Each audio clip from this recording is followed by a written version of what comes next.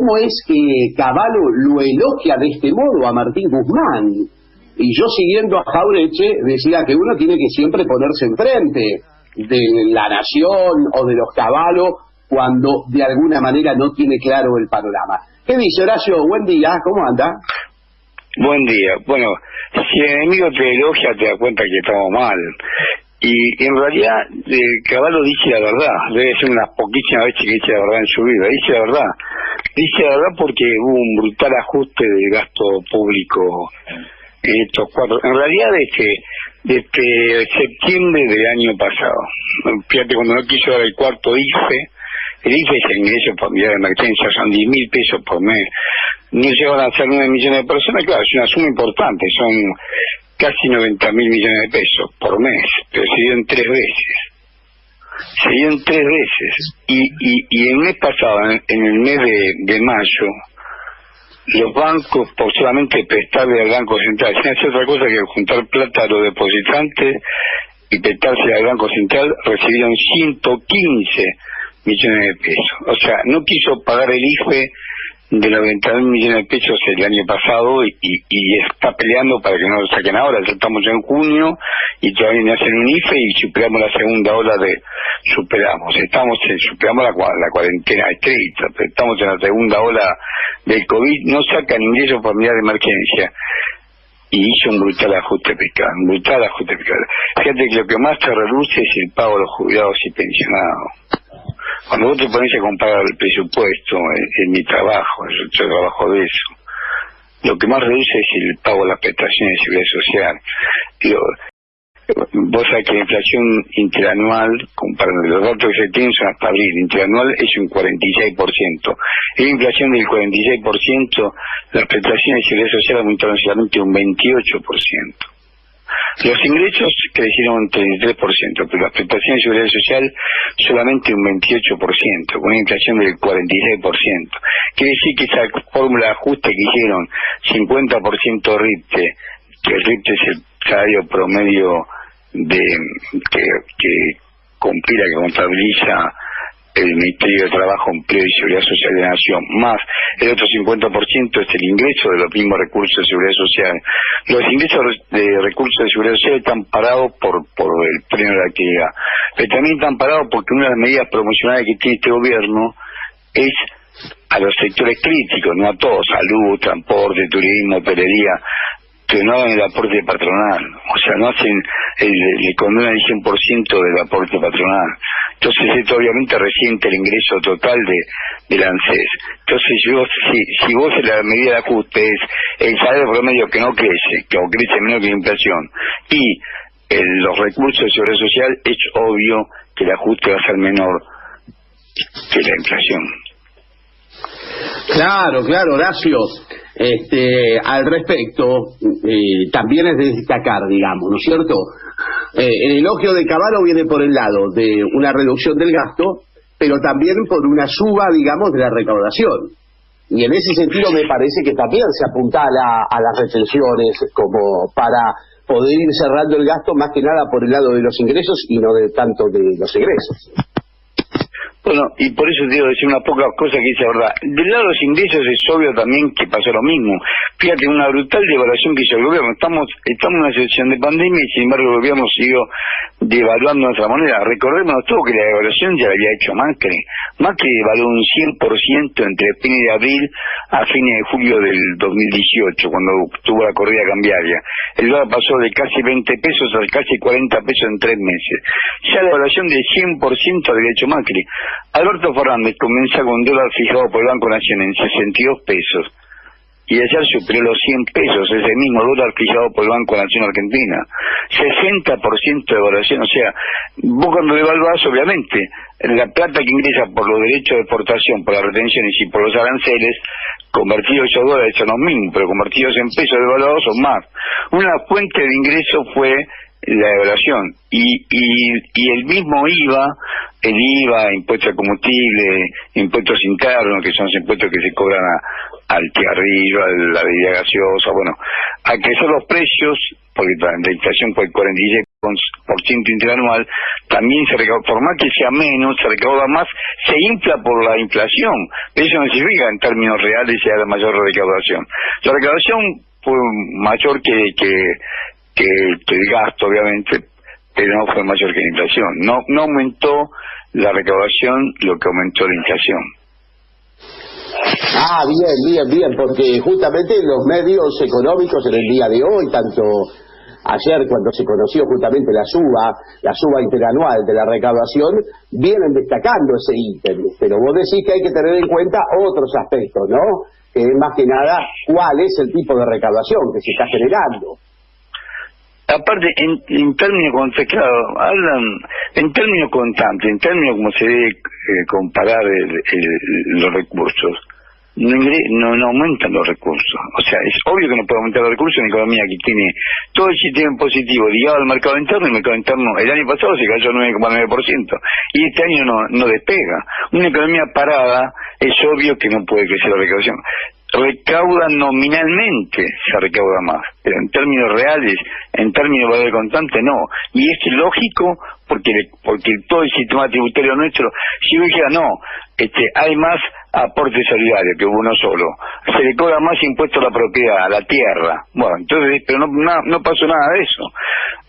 Sí hubo un aumento en bienes personales, reconozco que hubo un aumento en bienes personales, pero nada más que en eso. Y en bienes personales porque obviamente Macri quería extinguirlo y el gobierno lo reimpuso. Con respecto al macrismo, por supuesto que bienes personales se recaudó más, pero con respecto a la serie histórica de bienes personales se recaudó más o menos lo mismo. Bienes personales es el impuesto a la propiedad de la riqueza que se paga en Argentina. Y ese impuesto, en términos nominales, con respecto al macrismo ha crecido, pero en términos constantes, con lo que fue que se creó este impuesto, no. ¿Y cómo sería la mejor forma entonces de ir, digamos, hacia superávits gemelos como los que tuvo en su momento Néstor y que fueron tan bondadosos? Es cierto que en los tiempos de crisis pretender superávits es medio complicado, pero por el lado de los ingresos, ahí por ejemplo el gobierno se dio cuenta que no le va a quedar otra que subir las retenciones a la carne, Horacio, porque la mafia de la carne no cede. Pero no lo hace, o sea, se da cuenta muchas cosas y no lo, digamos, por supuesto, vos no podés tener un derecho, con una devaluación como se hizo de más del 60%, el gobierno devaluó un 60%, con que los precios internacionales subieron sideralmente, la soja de un año a esta parte aumentó el precio internacional de la soja un 90%, vos no podés tener las retenciones, las mismas retenciones que tuviste siempre, vos no podés dejarle el 9% a la retención de la carne, no poner cupo de exportación y encima devaluar otra moneda. O sea, vos le pones una curita a una herida. Vos lo que tenés que hacer, primeramente, dejar de devaluar. Primero, defender nuestra moneda. Segundo, poner cupos de reales de exportación. No un mes, 6 meses le puso Néstor Kirchner. 6 meses, Néstor Kirchner no devaluaba, le puso a la carne un cupo de exportación de 6 meses. 6 meses no podía exportar. No le exportó a China, cuando China el negocio que hace Alberto Fernández, que realmente lo convenció siendo Macri, de vender la res entera, se lo habían propuesto a Néstor Kirchner. Néstor fue el primero que vio la posibilidad de negociar con China. En China lo primero que nos propuso es comprarnos carne, la res entera. En esto no quiso porque sabe claramente el rol que cumple la carne en la mesa de los argentinos. Primero la mesa de los argentinos. Devaluar, no le pones cupo, no le aumentás los derechos de exportación, no aumentás las retenciones.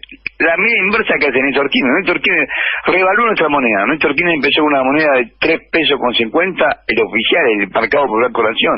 En Montevideo estaba arriba de 4 pesos el 25 de mayo del 2003. Y terminó el gobierno con un tipo de cambio de 3 pesos con 22. Revaluó nuestra moneda. Le puso cupo por 6 meses y le puso una retención del 15%. Néstor, por supuesto, 15% de la carne, pero la soja tenía 35%, el girasol 32%, el trigo 30% y tenía cupo. Durante toda la gestión de Néstor Kirchner tenía cupo de exportación. O sea, primero había que alimentar el mercado interno y después el saldo exportable recién ahí se vendía afuera. O sea, si no tomás el toro por las astas, vamos a tener este problema siempre. Ahora, ahí Horacio, no sé si lo escuchaste vos a Guillermo Moreno. Él dice que cuando él llegó a la Secretaría de Comercio justamente pasaba esto que vos decís, que se tenía cerradas las exportaciones de la carne, se tenía de alguna manera controlado todo el sector agroindustrial, agropecuario exportador sobre todo, pero que él, digamos, canalizó la apertura de las exportaciones, cerrando o clausurando de algún modo, o poniendo cupos para ciertos corners de la carne, ¿no? Cortes de 12 cortes, hablaba él. Y bueno, por eso, no dejó vender la res entera, lo que estamos contando. Guillermo Moreno dice la verdad. La orden estricta es, ¿por qué? Porque ellos te declaran 55 millones hace años, desde 1960 que declaran 55 millones de cabezas de ganado. Declaran eso a la PIB. Al SENASA deben declarar más porque es la sanidad animal.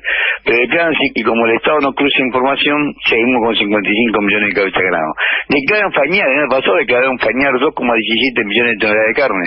Y vos le permitiste. Ahora sabemos que son más, porque te demostró que existió un contrabando con Uruguay. Le permitiste vender casi 1 millón de toneladas de carne. Obviamente que el precio acá iba a subir por la nube como subió. Y ahora descubrieron, mirá lo que hizo Macri en 10 días. Los primeros 10 días de Macri, el gobierno lo primero que hizo fue modificar la ley 19.550, que es la ley de sociedades para poder constituir sociedad anónima con 10 tipos que contagie un escribano, constituir sociedad anónima. Nada de registro jurídico, nada de personalidad jurídica, nada. Constituir sociedad anónima. Y peor, podés exportar sin registrarte en el RUCA. El RUCA es el Registro Único de Comercio Argentino, que es el comercio exterior argentino. Y recién ahí se dieron cuenta, 1 año y medio más tarde, que con esas 2 medidas creaban sociedades ficticias en Uruguay, le vendían los grandes frigoríficos acá, le vendían a un sello que era una sociedad anónima en Uruguay, le vendía la carne a $3.400 la tonelada para que después ese sello de Uruguay le venda a China a $4.400 la tonelada. O sea, los $1.000 de diferencia se lo quedaban en Uruguay, que por supuesto después ingresaba al país por contado con liqui o por buquebú, qué sé yo cómo ingresaría. Pero lo que quiero decir es que el gobierno va a detener los acontecimientos en forma lenta, pesada, y es la carne, es el alimento básico de los argentinos. Y sin embargo permitió que sea negocio. A ver, ¿va alguno preso por esto? Lo dudo. Se le castiga porque estás en grande, no es que cualquiera pueda hacer esto. Vos tenés que ser un importante comercializante de carne para poder llegar a hacer esto, ¿no? No cualquiera lo puede hacer, no lo puede hacer una carnicería de barrio. Esto lo tiene que hacer tiene que tener de infraestructura y tiene que garantizar la exportación a China de carne. China son 1.400 millones de habitantes, no lo agregás con una aspirina. O sea, estamos hablando de una gran cantidad de toneladas que se exportaron por vez. Y sin embargo, el gobierno 1 año y medio más tarde descubrió venderle carne a Uruguay es como venderle jugadores de fútbol a Argentina. Per cápita, Uruguay es el país que más carne vacuna vende per cápita, porque es un país que tiene 4 millones de habitantes. Es el que más carne vende en el mundo per cápita. Vende más Nueva Zelanda, obviamente, pero por tonelada. Ahora Brasil también subió mucho la exportación de carne bovina, pero bueno, los brasileños pero no es la misma calidad, no comen carne. Y no es la misma, suben y no es la misma calidad. La calidad es la cruza esta que tenemos nosotros de carne y que tiene Uruguay. Eran los mismos estancieros, eran la misma familia, los mismos estancieros que vienen desde la época oligárquica, de esa oligarquía con olor a bosta que decía Sarmiento, son los mismos que están acá que están en Uruguay. Y la carne, la calidad nuestra la carne vacuna, no lo digo yo, lo dicen los especialistas del tema, es de primerísima calidad. Brasil vende en los estados del sur, pero vos sabés que tienen 40 grados de calor en verano, y la vaca resiente mucho los mosquitos, tienen que hacer cruza con el Santa Gertrude, cruzan Holanda Argentina con Cebú. O sea, no es la misma calidad la carne que vendemos nosotros.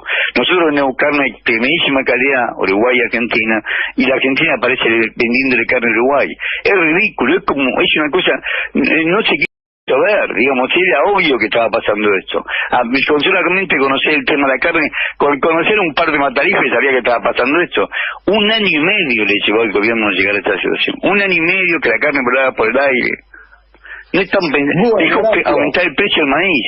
Dejó aumentar el precio del maíz, que es un forraje para la carne aviar y porcina, pero también para la carne bovina, porque lo que hacen fritos lo hacen también con maíz. Dejó aumentar todo. Un gobierno que no piensa, no planifica. Y bueno, acá está la consecuencia.